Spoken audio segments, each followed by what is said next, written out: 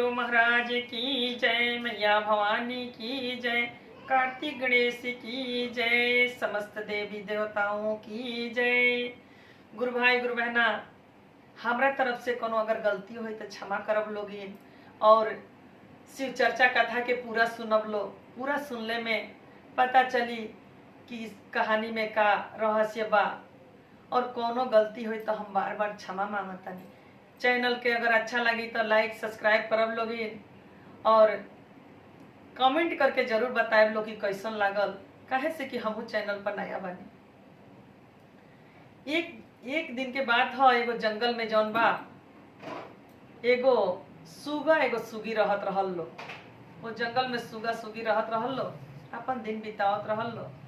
ऐसे ही करते करते काफी दिन के बाद सुगी दूगो बच्चा के जन्म दिहली। दोनों बच्चा लेके अपन ओमे रहल लो। बच्चा बहुत छोटे छोटे रहल लो।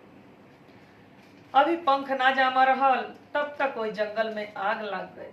जंगल बहुत बड़ा रहल, एक साइड से आग लागत चलल आवता।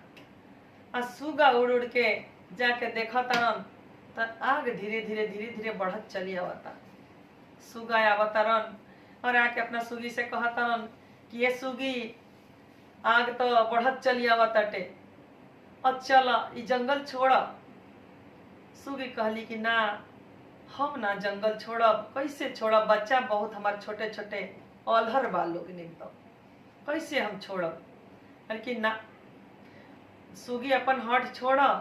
बहुत नजदीक आग चलल चली आवताटे और ई तारा हट छोड़ ही के पड़ी। छोड़ के जंगल चल। अगर जिंदगी रही हमनी के जियत रहल जाई त फिर बच्चा होई हस। अब बच्चन के हट लेके मत कर, काहे से कि बच्चन के पंख नइखे जमल, कैसे उड़ी लोगे? कहली कि ना सुगा, हम ना जाए। काहे से कि इतना छोटे छोटे बच्चा बाल लोगे ना, यही बच्चन के कारण इंसान हो या पंछी हो, केहू कतना तप करेला। जेकरा लगे बच्चा नइखे, ई दुख ओकरा से पूछो। हम बच्चन के छोड़ के ना जाए। ये बच्चन खाती हम सब कुछ सहनी और हम ना छोड़ के जाए। कहली कि सुनो सुगा, हम का करना सहनी आ सब तूहू सहला ए जंगल में रह के। तो कहली का, जेठबाई सखवा के सहनी तपल हो सूरुजवा। जेठबाई सखवा के सहनी तपल हो सूरुजवा। कैसे हम छोड़िए सुगाना अलहर हो बचनावा। कैसे हम छोड़िए सुगाना अलहर हो बचनावा। कहतरी ये सुगा, अभी हमार बचना जौन बड़ा सन बहुत आल्हर बड़ा सन, बहुत छोट बड़ा सन, कैसे छोड़ के हम जाए? का कहतरी, तब हमहू जे सहनिए सुगाना बारखा के हो मरिया। भादा सावन भादवा के बारखा यही बने हो सहनी। सावन भदौआ के बरखा यही बने हो सहनी। कैसे हम छोड़िए सुगाना अलहर हो बचनावा। कहतरी कि कैसे हम छोड़ दी आल्हर आल्हर बच्चा, हम यही बने सब कुछ सहनी, आ कैसे छोड़ दी? कहतरी, माघे पुसे सहनिए सुगऊ कपत हो ठाना ढावा। माघे पुसे सहनिए सुगऊ कापते हो ठाना ढावा। कैसे हम छोड़िए सुगावा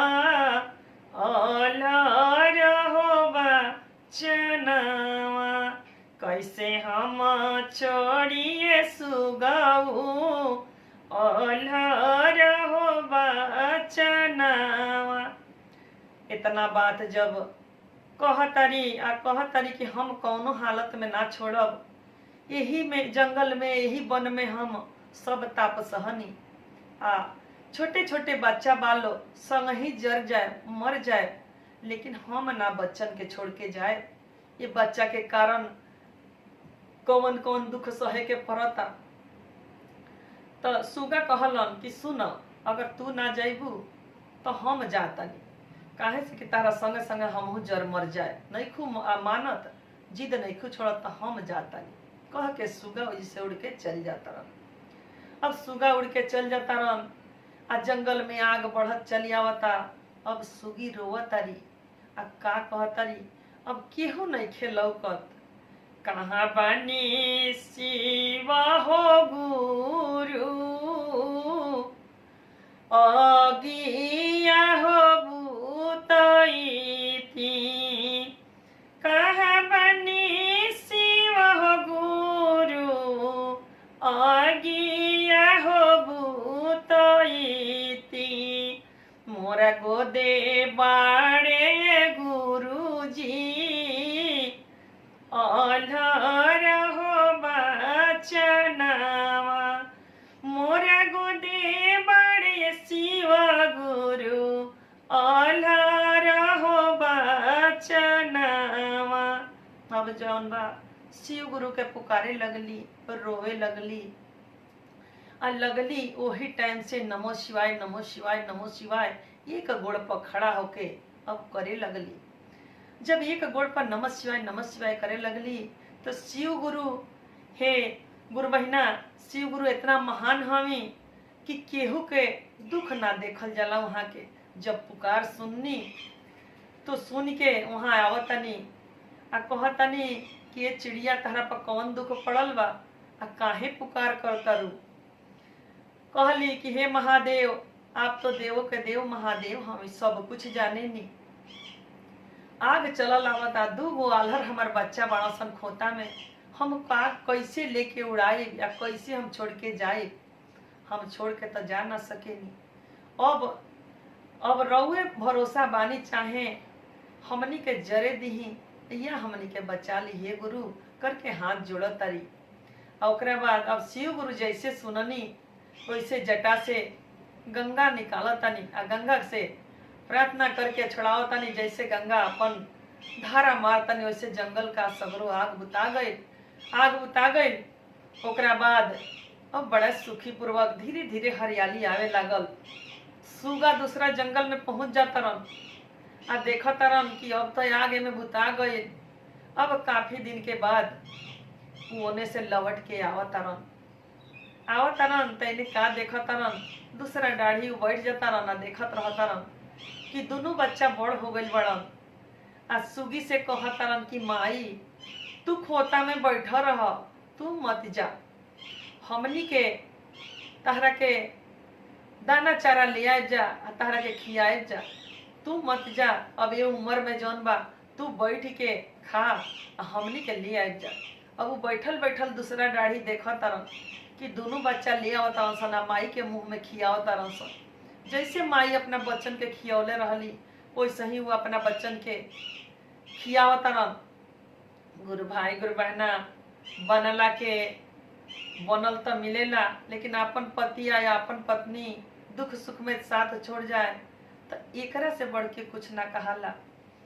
अब जौन बा सुगा ओ डाढ़ी से आके सुगी के लगे बैठा तरन, ना कहतरन कि सुगी, हम तो तहरा के छोड़ के चल गई नी, ई बड़ा गलती कैनी, अब हमरा के माफ कर द और चल अब हमनी के संग ही रहल जाए। अब हम तारा के छोड़ के ना जाए, तहार सत बहुत बड़ा बा।